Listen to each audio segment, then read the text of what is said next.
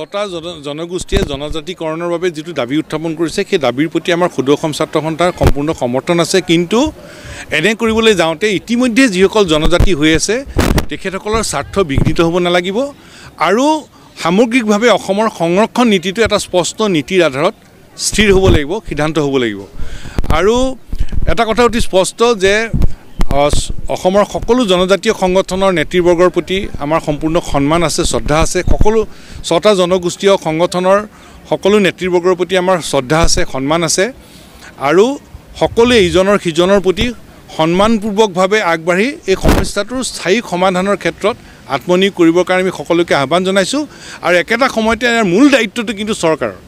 চৰকাৰে ইতিমধ্যে জনজাতি হৈ থকা সংগঠন আৰু জনজাতি হ'ব বিচৰা ছটা জনগোষ্ঠীৰ সংগঠনৰ লগত আলাপ আলোচনাৰ মাজেৰে সমস্যাটোৰ স্থায়ী সমাধানৰ কাৰণে চৰকাৰে ক্ষীপ্ৰ ব্যৱস্থা গ্ৰহণ কৰক।